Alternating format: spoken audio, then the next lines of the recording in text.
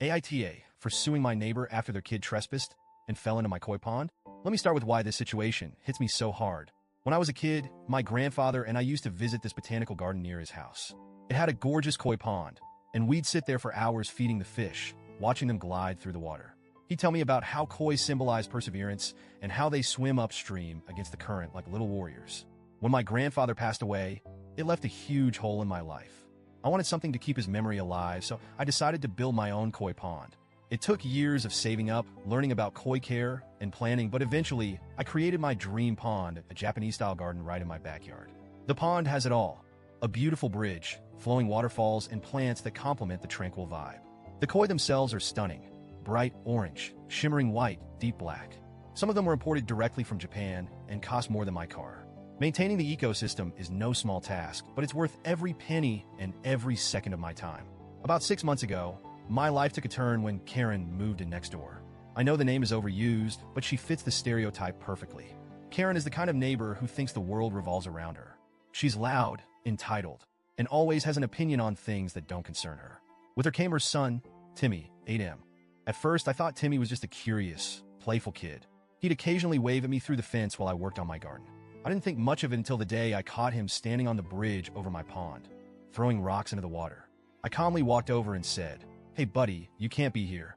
This is private property." Timmy just looked at me, shrugged, and said, "But I want to see the fish." I walked him back to his house and explained the situation to Karen. "Karen?" She laughed.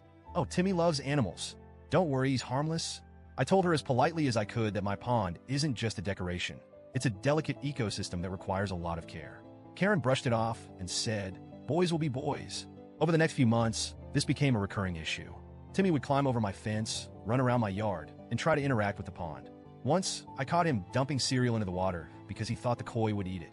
Another time, he tried to pet one of the fish by reaching into the pond. Each time, I went to Karen. Each time, she dismissed it. "He's just a kid. Relax, he's not hurting anyone," she'd say. I installed no trespassing signs on every side of my fence and locked my gates. I even set up security cameras because I was worried about what might happen if Timmy kept sneaking in. I told Karen in no uncertain terms that if it happened again, I'd have no choice but to involve the authorities. She rolled her eyes and said, "You're being dramatic. Last week, I had to run errands, so I wasn't home for a few hours.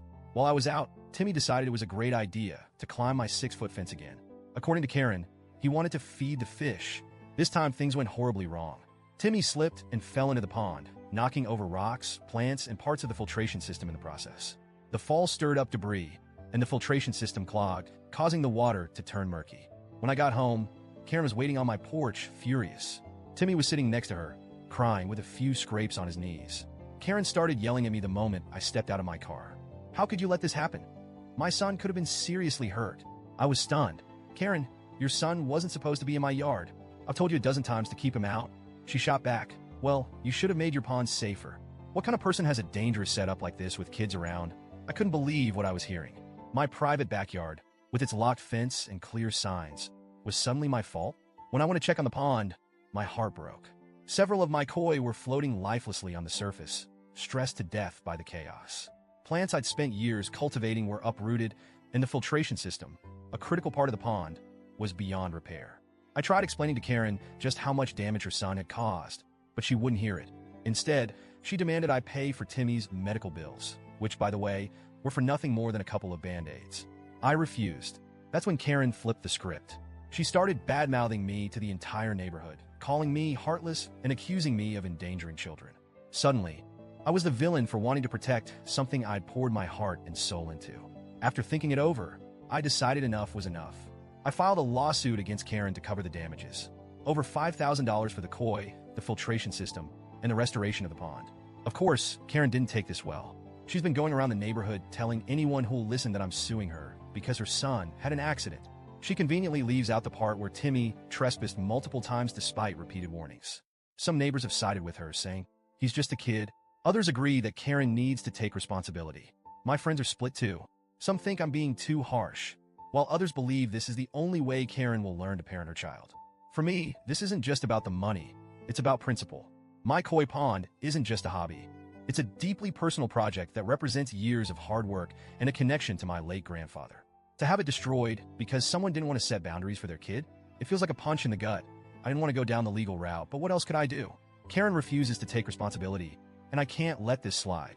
If I let her walk all over me now, what's to stop her from letting Timmy destroy someone else's property in the future?